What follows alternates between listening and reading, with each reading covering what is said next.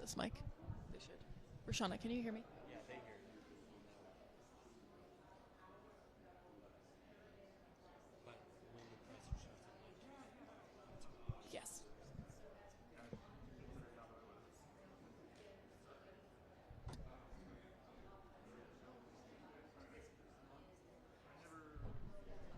Guys, we can't do a mic check, so y'all just keep the mic live in my ear and I'll adjust as I hear.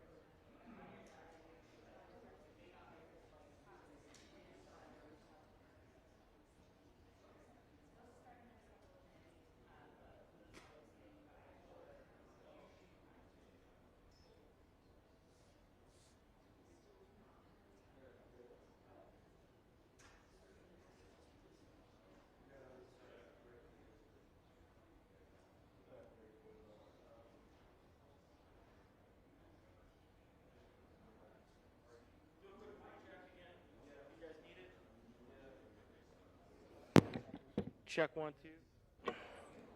Check 1 2. Check mic check 1 2 3 4 5 6 7 8 9 10. 1 2 3 4 5 6. We're hoping to get at least a 3-minute warning when they start walking, but we haven't got that yet. So 1 2 3 4 5 6 7. Everybody good? 1 2 3 4 5 6. Good.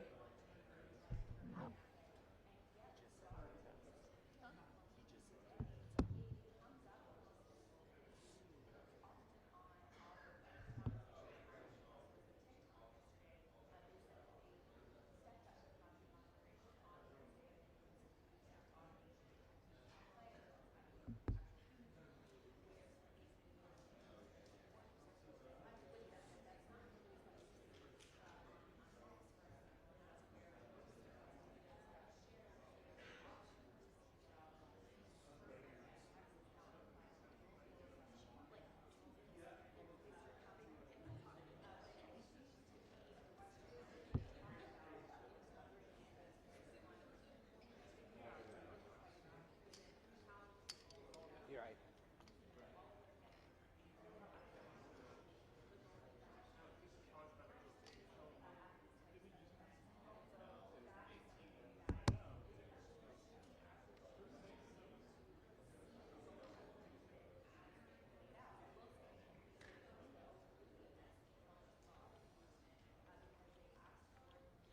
So still no official word on a start time. We will try to give at least a 5-minute warning on that, but we'll do our best on that. So.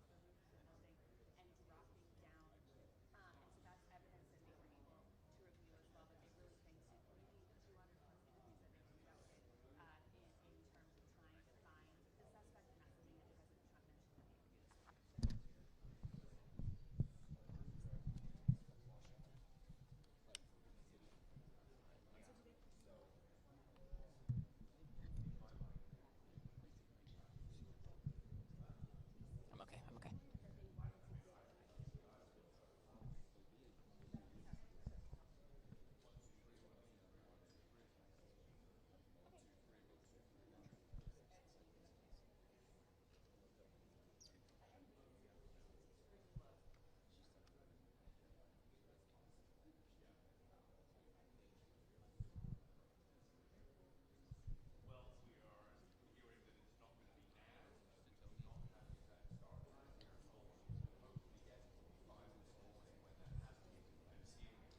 You got me. Okay. 1 2 1 2.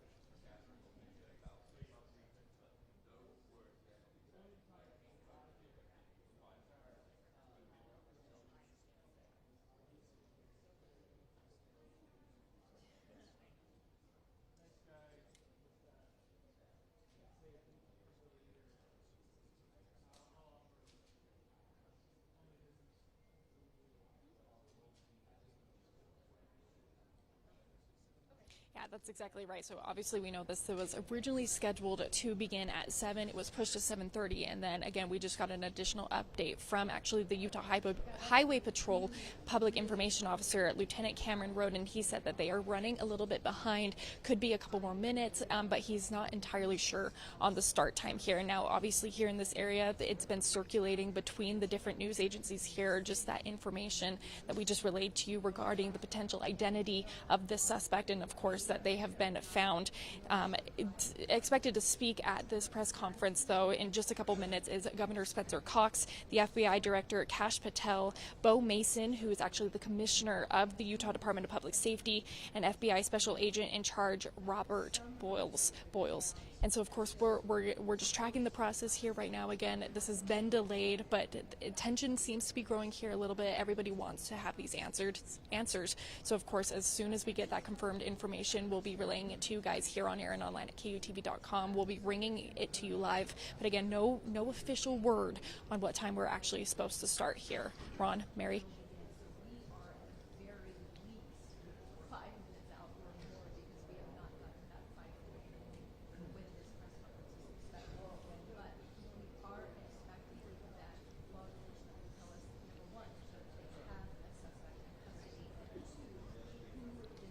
Yeah, that's exactly right. I'm going to have Chris, my photographer here, just pan around a little bit to just show you the kind of media response that has come about this event. Obviously, here in Utah, we covered this event because it's local. This happened here at our home. But of course, this is some big national and international news. So we are, of course, bringing you all of that coverage too. And so are various different media sources from across the world here. So definitely quite the turnout here this morning. And again, we're all just waiting for that press conference to begin.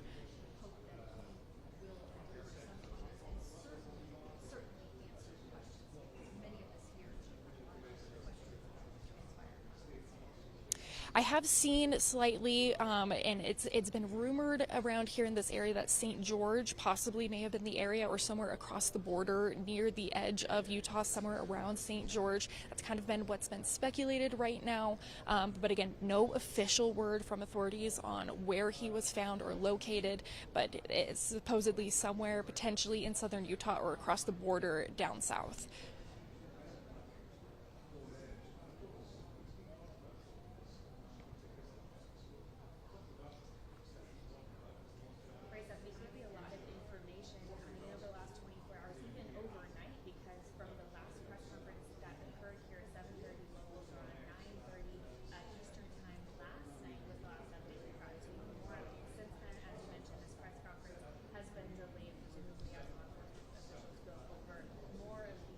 Yeah, absolutely.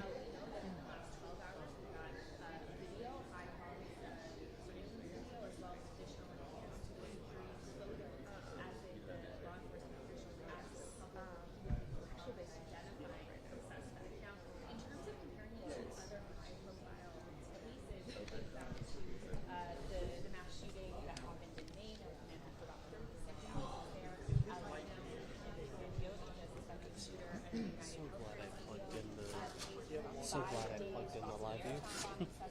Oh, yeah.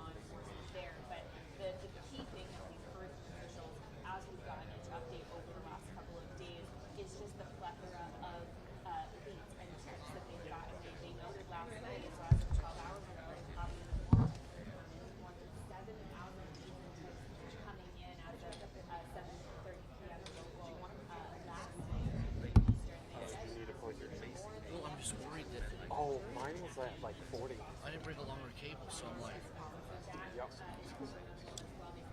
I was like, oh, I got the long cable. I'm good. Only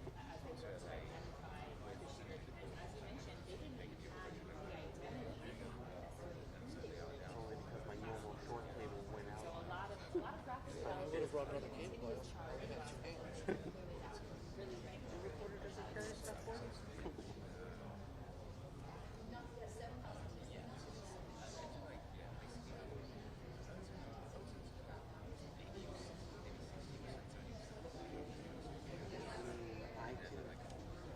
She's standing right in front of the podium. I can keep it this way, but I can't. I mean, I know if we can start.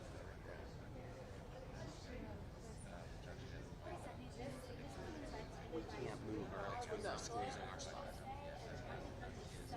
I'll keep it turned.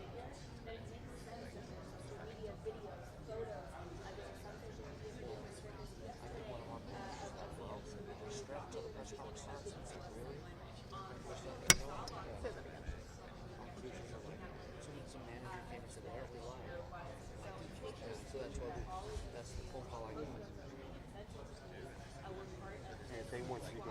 just have to stand right there.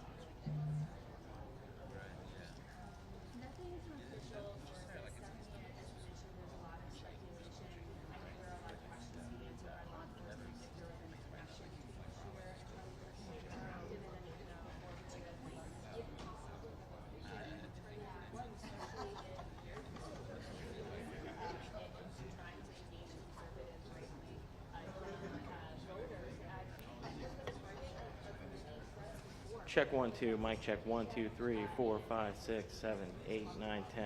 Mic 1 2 3 4 5 6 7 8 9 10. Check 1 2 1 2 3 4.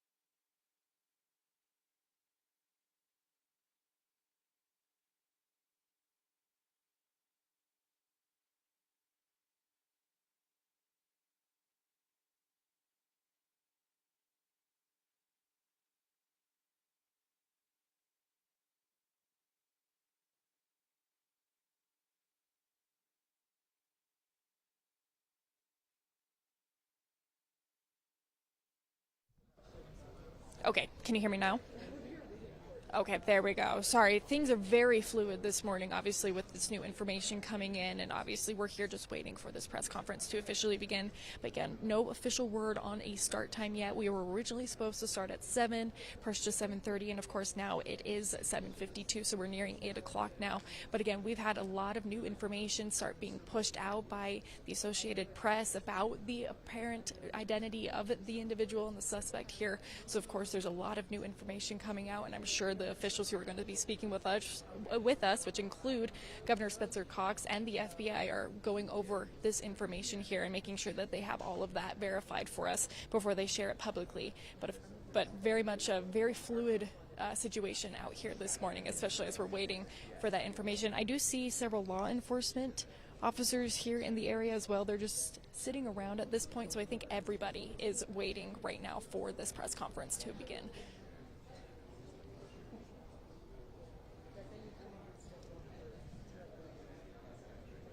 Sorry, give me 1 second.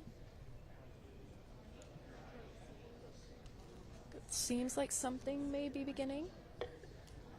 Hello, hello, testing, testing. Hi, everyone. We are 4 minutes out from starting the press conference. Thank you. Okay, so you heard it right there. We are officially 4 minutes out from this press conference to begin. 4 minutes out, so that will be in just a little bit of time here, almost a half hour after they told us they were going to begin, but definitely hopefully getting that new information officially confirmed from, of course, as I mentioned before, again, Governor Spencer Cox, FBI Director Kash Patel, Bo Mason, who's the Commissioner of the Utah Department of Public Safety, and FBI Special Agent in Charge Robert Boyles. So again, hopefully getting that new information here soon, but again, starting in about 4 minutes now.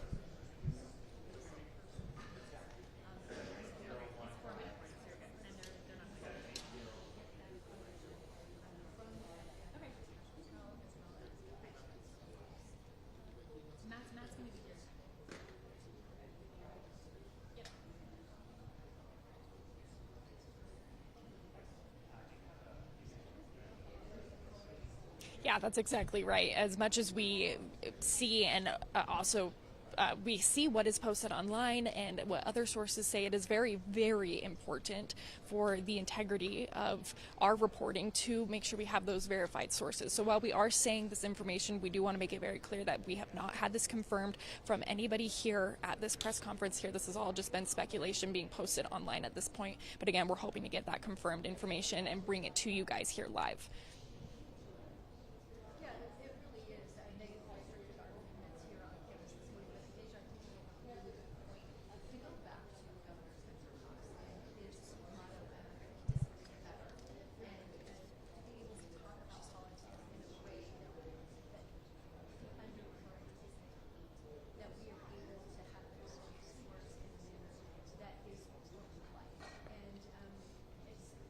Yeah, that could be exactly right. We have heard that he potentially was found somewhere in St. George or across the border, kind of in the southern part of the state here, or over down in Arizona, one of those further southern states there. So they very well could just be waiting to bring him up to Utah County here at this time. But again, we can't say for sure why there's been such a long delay. But of course, I mean, with this new information coming out, it's pretty clear that this is what they'll be talking about here. And so hopefully we'll get that information here in just a few short minutes. Again, they said about 2 minutes ago that it would start in 4 minutes, so probably about 2 minutes now until we're supposed to officially begin this press conference.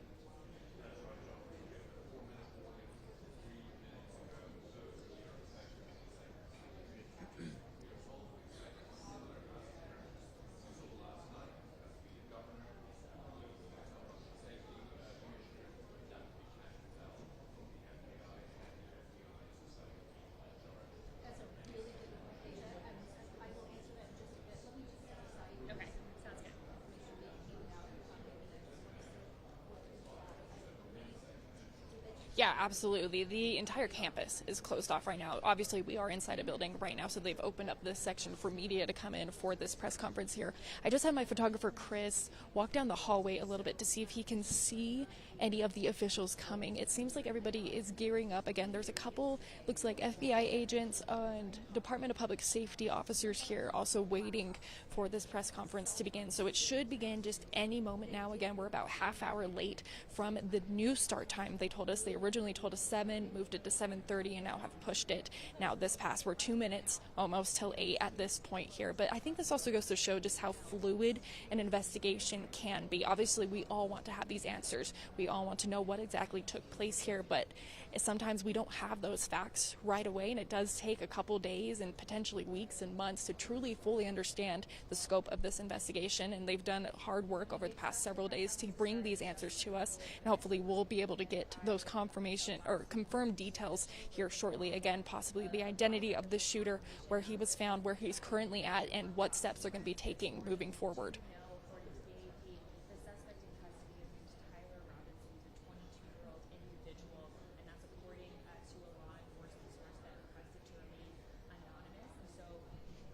I also want to mention too something that I found inside of a classroom. They escorted her just out. Yes, so we know, I do know that they're going to be lining up. It's currently to my left is where all the officials will be lining up, and they'll obviously go one by one and speak at the podium here. But it looks like they may be walking down, should be walking down a hallway here, just in this building. We're in the science building on, again, University, or Utah Valley University's campus here. So hopefully, again, here in a couple minutes, everybody's standing. The officers with the Department of Public Safety are standing at this point. So hopefully we should be seeing, it does look like we actually have security up above us as well too. So definitely keeping this area a little bit protected too, as we're waiting for these obviously very high and important officials in our government, state and federal, as they make their way here to where they're going to be speaking with us.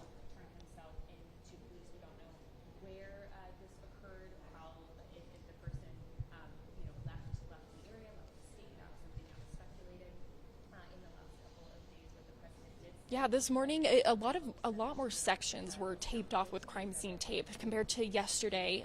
There wasn't much crime scene tape over the entire campus. Obviously, we knew the areas we were not supposed to go, and obviously we didn't know where that crime scene was, so we weren't allowed over in that section. But arriving here this morning, there's a lot more crime tape set up, and we were actually over behind the quad area, or that court area where that shooting took place. And we could still see that that tent that Charlie Kirk was sitting under is still set up at this time. It looks like they're still processing that crime scene, or at least holding it there for the integrity of the investigation. Obviously, again, waiting. This is an intense investigation here that's going to take days, and if campus is closed until September 15th, of course, if that investigation needs to continue further on campus here, I doubt they would not hesitate to further extend the closure of campus just so they can do that.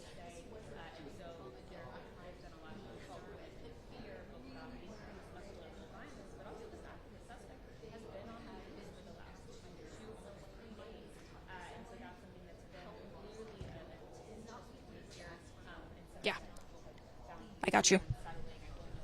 Not starting, but it looks like the seems like late cover gave us the updates.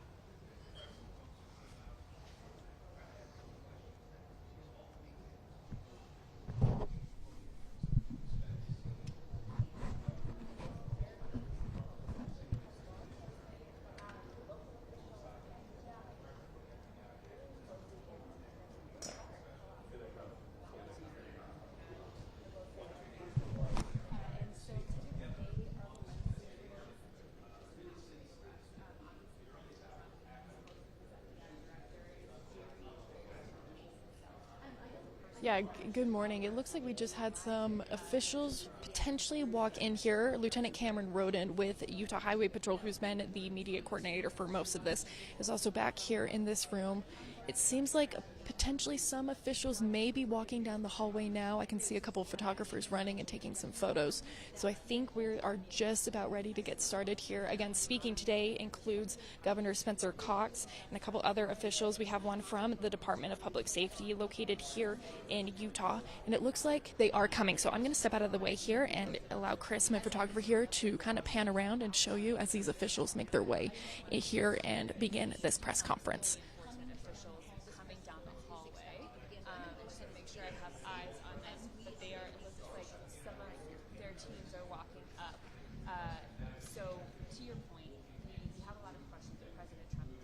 Yes, I can see a large group of people come here. I can't quite make out faces just because I'm currently sitting down and there's a lot of cameras and tripods and things like that in my way here, but it does look like we have someone coming up to the podium here.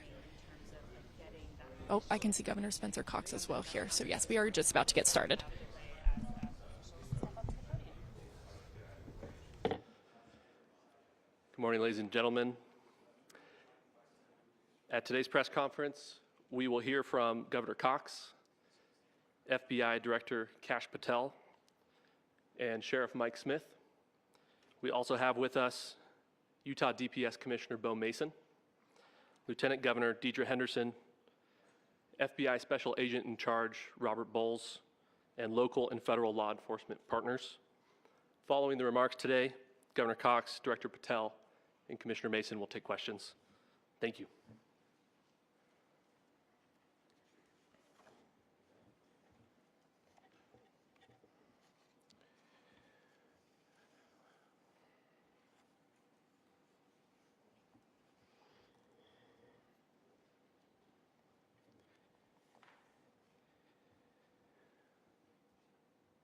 Good morning, ladies and gentlemen. We got him. On the evening of September 11th, a family member of Tyler Robinson reached out to a family friend who contacted the Washington County Sheriff's Office with information that Robinson had confessed to them or implied that he had committed the incident. This information was relayed to the Utah County Sheriff's Office and scene investigators at Utah Valley University. This information was also conveyed to the FBI. Investigators reviewed additional video footage from UVU surveillance and identified Robinson arriving on UVU campus in a gray Dodge Challenger at approximately 8:29 a.m. on September 10th, in which he is observed on video in a plain maroon t-shirt, light-colored shorts, a black hat with a white logo, and light-colored shoes. When encountered in person by investigators in Washington County on September 12th, in the early morning hours, Robinson was observed in consistent clothing with those surveillance images. Investigators interviewed a family member of Robinson who stated that Robinson had become more political in recent years.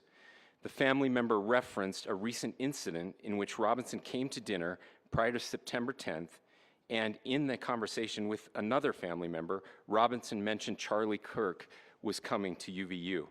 They talked about why they didn't like him and the viewpoints that he had. The family member also stated Kirk was full of hate and spreading hate.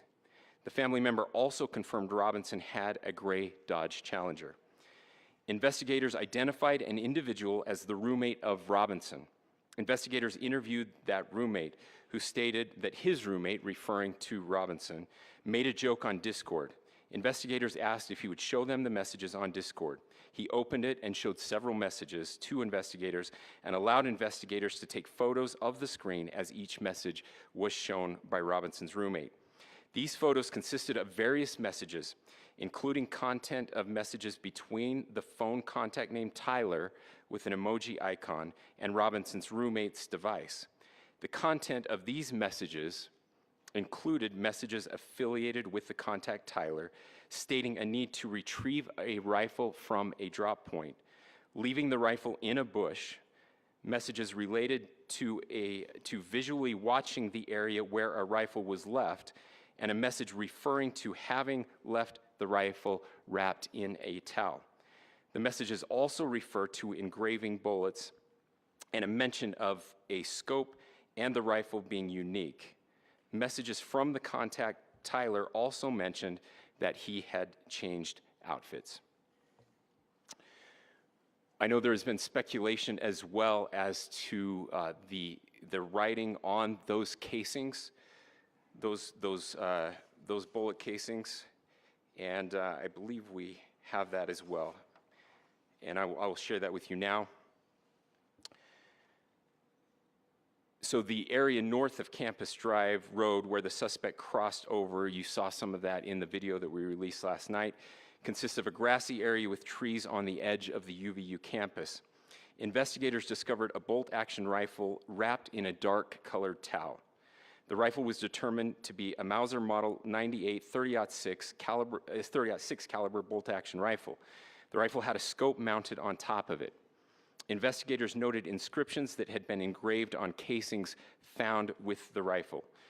Inscriptions on a fired casing read, "Notices, bulges, capital OWO, what's this, question mark." Inscriptions on the 3 unfired casings read, "Hey fascist, exclamation point, catch, exclamation point." Up arrow symbol, right arrow and symbol, and 3 down arrow symbols. A second unfired casing read, "Oh Bella Chow, Bella Chow, Bella Chow, Chow Chow." And a third unfired casing read, "If you read this, you are gay, LMAO." We are indebted to law enforcement across the state who has worked seamlessly together, local law enforcement, state law enforcement, and our federal partners with the Federal Bureau of Investigation.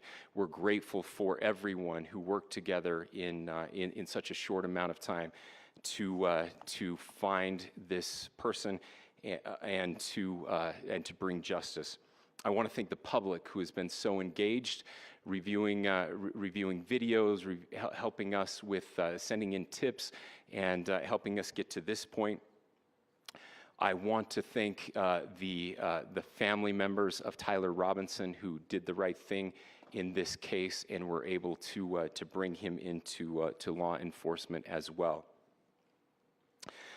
I especially want to thank the family of Charlie Kirk, Erica, Charlie's parents, his children.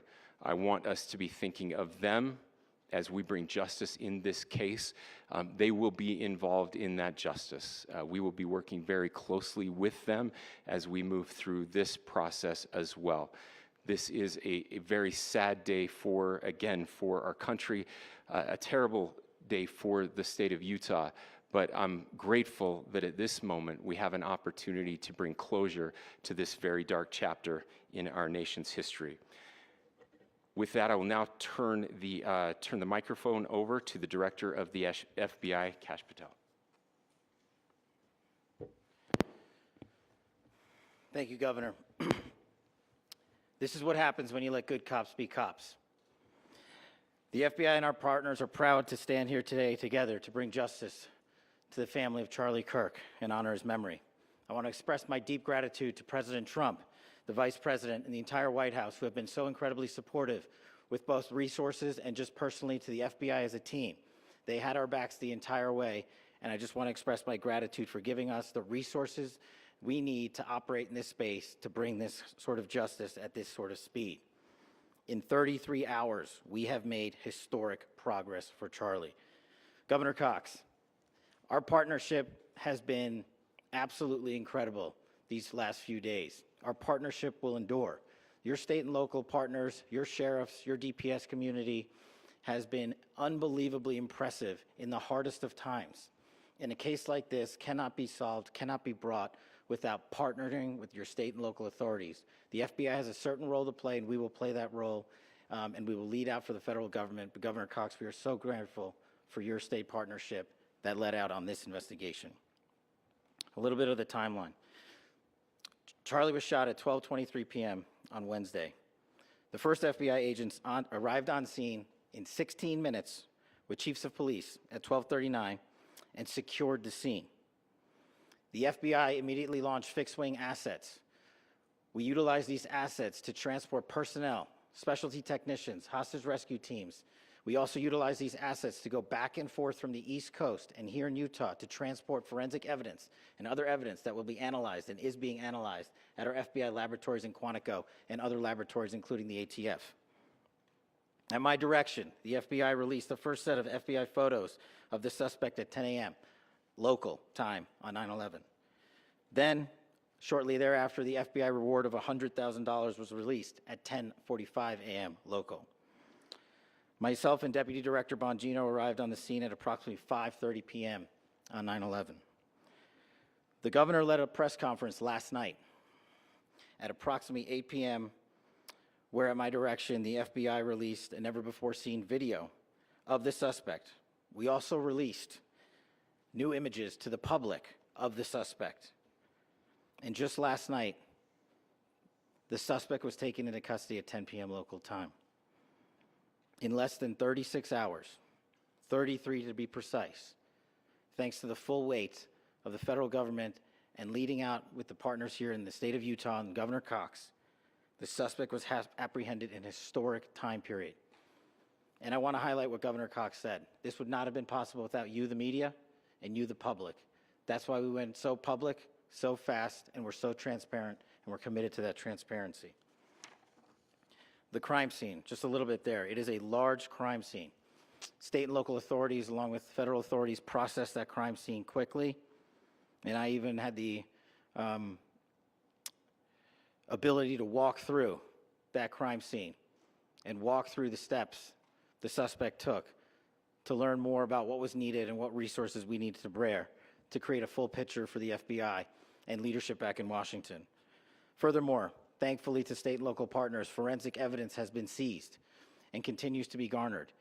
Forensic evidence has already been evaluated at FBI laboratories in Quantico and state and local authorities here. We will continue to process evidence as we see it, as we collect it, and we will continue to deliver it to Governor Cox and his team. Last night, we had a total of approximately 7,000 leads. As of this morning, thanks to your great work, we have over 11,000 leads that were called in to the FBI. And we are running out every single lead that we can. Every one of those leads will be run out. The arrest is a testament to the dedication of good law enforcement being great and partnerships in law enforcement, which I've tried to highlight as my tenure as the director of the FBI. There is no better relationship for law enforcement than the FBI to partner with state and local authorities, and you've seen it here in these last few days. The FBI Salt Lake Field Office, along with our offices in LA, Phoenix, Denver, San Antonio, Las Vegas, Pittsburgh, Buffalo, our headquarters component in Quantico, all participate in the FBI.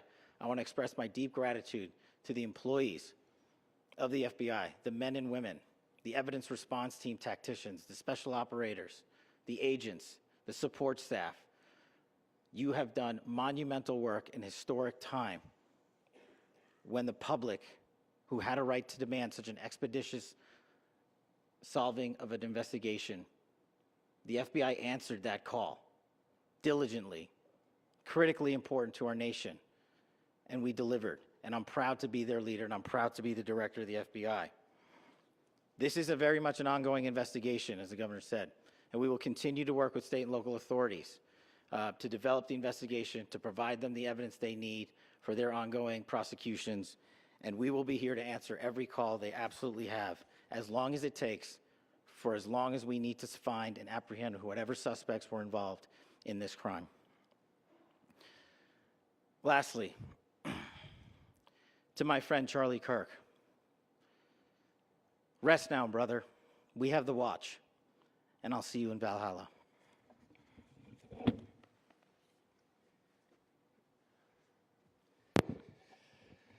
Thank you, and good morning. I would just like to take a few minutes as the sheriff to express my gratitude for everybody who has played a part in this investigation.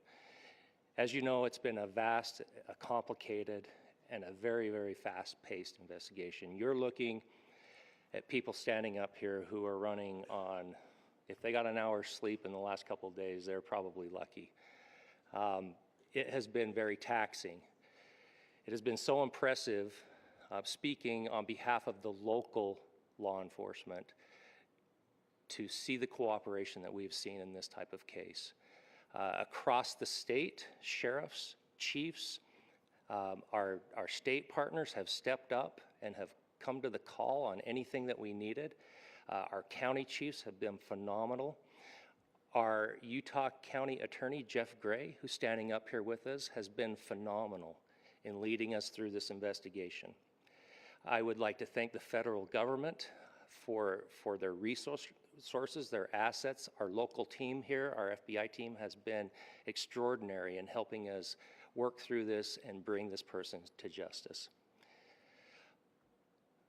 Most of all, I would like to thank the public, and specifically, I would like to thank the public who turned to prayers and who turned to positiveness for us. I would like to thank them on behalf of the law enforcement community because we needed those prayers. That's what we needed to get through this. We needed your support, and you gave it to us. We needed your patience, and you gave it to us. And I would like to thank you for the Kirk family because that's what they need, is your support and your prayers, and that will get us through all of this. So thank you everybody for everybody that have stepped up. We've had such a phenomenal response to this. Thank you.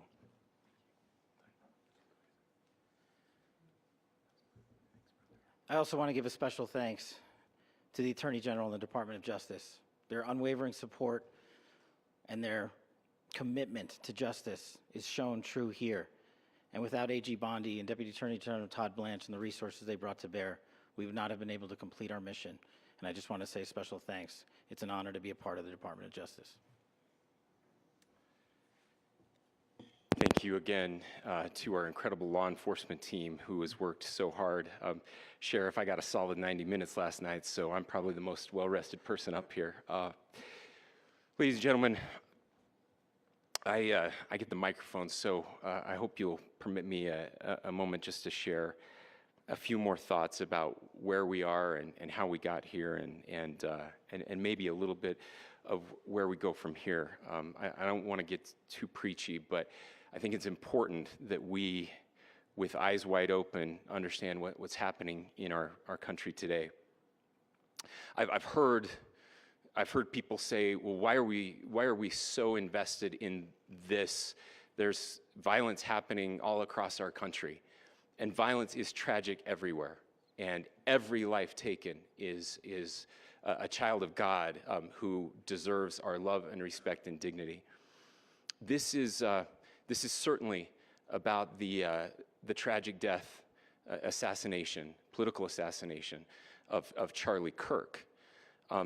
But it is also much bigger than an attack on an individual. It is an attack on all of us. It is an attack on the American experiment. It is an attack on our ideals. This cuts to the very foundation of who we are, of who we have been, and who we could be in better times.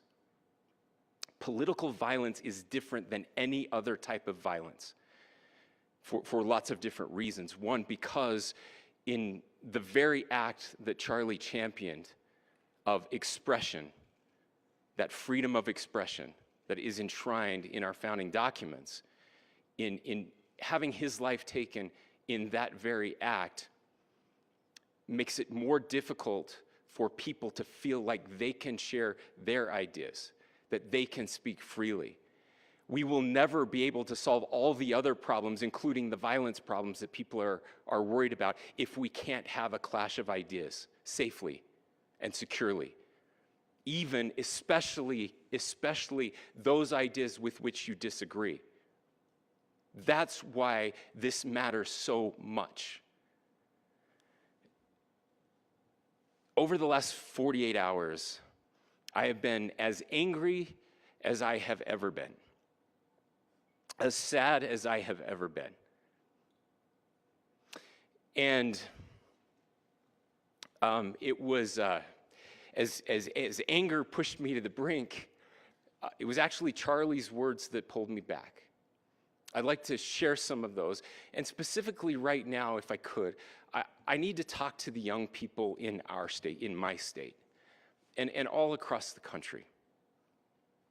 As President Trump reminded me, he said, you know who really loved Charlie? The youths. And he's right. Young people loved Charlie, and young people hated Charlie. And Charlie went into those places anyway. And these are the words that have helped me. Charlie said, when people stop talking, that's when you get violence. He said, the weak can never forgive. Forgiveness is the attribute of the strong. The only way out of the labyrinth of suffering is to forgive. Welcome without judgment, love without condition, forgive without limit. He said, always forgive your enemies. Nothing annoys them so much. A few months ago, I referenced this last night, Charlie posted to social media, when things are moving very fast and people are losing their minds, it's important to stay grounded. Turn off your phone, read scripture, spend time with friends, and remember, internet fury is not real life. It's going to be okay. He again said, when you stop having a human connection with someone you disagree with, it becomes a lot easier to commit violence. He said, what we as a culture have to get back to is being able to have a reasonable agreement, where violence is not an option. Now, again, to my young friends out there, you are inheriting a country where politics feels like rage. It feels like rage is the only option. But through those words, we have a reminder that we can choose a different path. Your generation has an opportunity to build a culture that is very different than what we are suffering through right now. Not by pretending differences don't matter, but by embracing our differences and having those hard conversations. I think we need more moral clarity right now. I hear all the time that words are violence. Words are not violence. Violence is violence. And there is one person responsible for what happened here. And that person is now in custody and will be charged soon and will be held accountable. And yet, all of us have an opportunity right now to do something different. I want to thank my fellow Utahns. This bad stuff happens. For 33 hours, I was praying that if this had to happen here, that it wouldn't be one of us. That somebody drove from another state, somebody came from another country.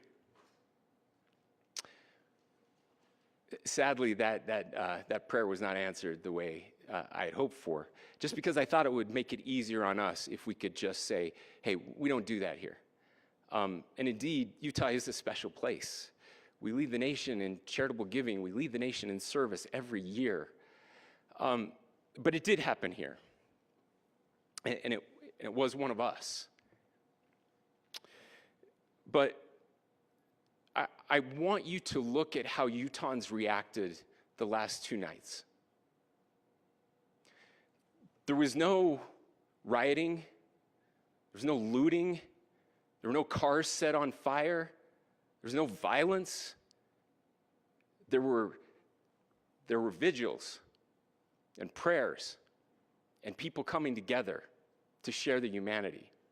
And that, ladies and gentlemen, I believe is the answer to this. We can return violence with violence. We can return hate with hate.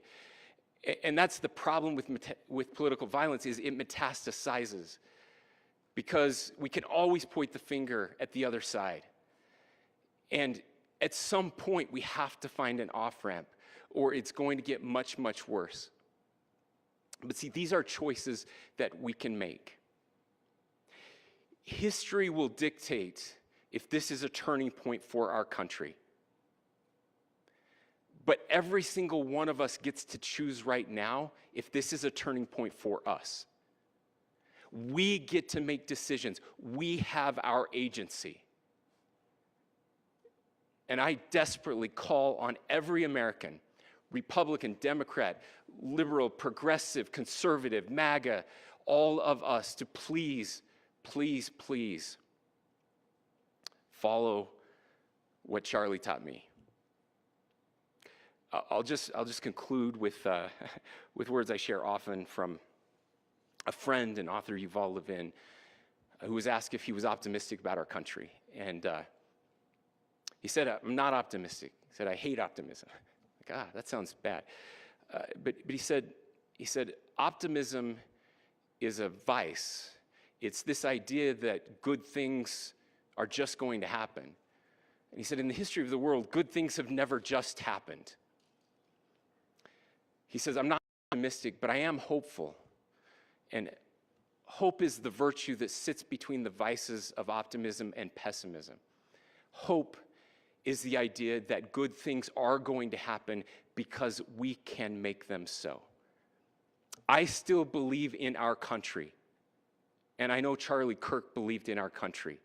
I still believe that there is more good among us than evil, and I still believe that we can change the course of history. I'm hopeful because Americans can make it so. Ladies and gentlemen, we're happy to answer any questions you might have.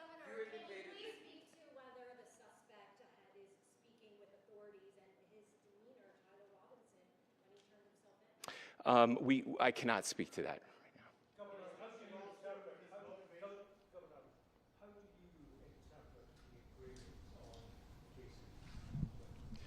Well, I will leave that up to you to interpret what those engravings mean. I think the clearest one that says "catch fascist," there's not, and by the way, that's like catch like a ball, catch this. That's I think that speaks for itself.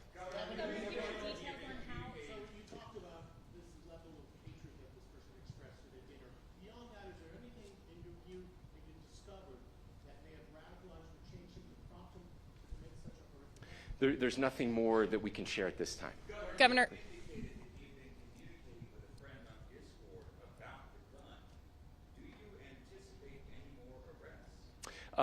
We do not at this time have any information that would lead to any additional arrests. Yes. But Governor. the investigation is ongoing. Governor.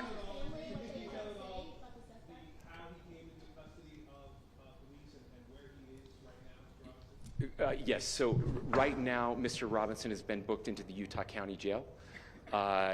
You heard the president this morning report that he was taken into custody, that his family and a friend helped to deliver him into custody of law enforcement in Washington County. For those of you that don't know where Washington County is, it is the southwesternmost part of the state of Utah. It's about a 3.5 to 4 hour drive from here, where we are right now, and that's where he lived and where they turned him in. Thanks. I'll go here. I can't share any more than what I've already shared. Yeah.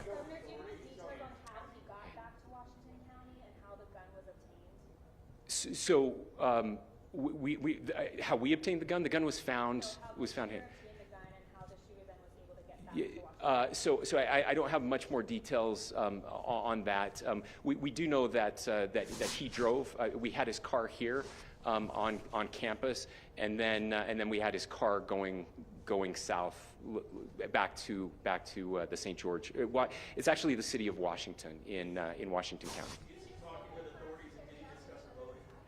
I'm sorry? We don't have any information that would lead us to believe that.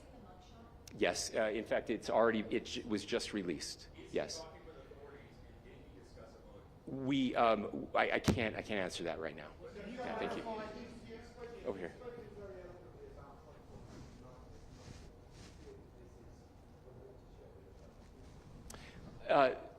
I absolutely believe that this is a watershed in American history. Yes. The question is, what kind of watershed? And that chapter remains to be written. Is this the end of a dark chapter in our history, or the beginning of a darker chapter in our history?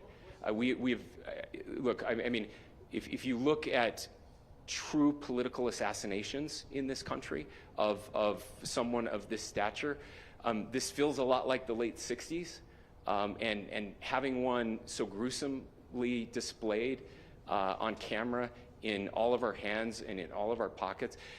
We are not wired as human beings biologically, historically. We have not evolved in a way that we are capable of processing those types of violent imagery. And by the way, we've seen another one with a gruesome stabbing very recently that went viral. This is not good for us. It is not good to consume. Social media is a cancer on our society right now. And I would encourage, again, I would encourage people to log off, turn off, touch grass, hug a family member, go out and do good in your community. That is happening, and it's happening organically right now. I had a friend in a small city in Utah who said, we're getting together, the Republicans and Democrats in my little town are getting together to have a discussion tonight, last night, just to find a way to find their better angels. So yes, this could be, I mean, you know, again, you have to go back to JFK to have seen a video live of something like this happening. I wasn't born until 1975, but I know that things were really dark in the late 60s. Sorry to some of you. I know some of you were there. This is our moment. Do we escalate, or do we find an off-ramp? And again, it's a choice. It's a choice, and every one of us gets to make that choice. Two more questions right here. Could we clarify that the release of those enhanced images at 8 p.m., the timeline that Director Patel gave us, led to the arrest at 10 p.m.? Is there a direct connection between those two events? I cannot comment if there is a direct connection or not, but all I can say is that that through some process, the family came to know that this had happened. One more thing, Governor. Could you just clarify the clothing issue you mentioned earlier? Was he changing outfits? Correct. Yes. So when he's first spotted on campus, he has different clothing on, and then he changes clothing on the roof, and then changed back into that clothing at some point, so that when he was apprehended, when he was arrested, the clothing matched the clothing he had on before the shooting here at UVU. Last question here. Yes.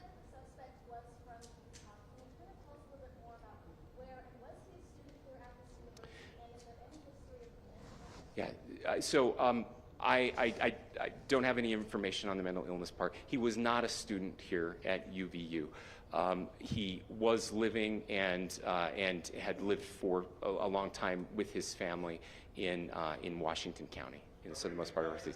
Thank you, everyone, for your great work in getting this information out. I would just say, process-wise, this may be important. I know many of you aren't familiar with the process in Utah. I think it's important that you understand that. Basically, we have 3 days for charging documents to be filed.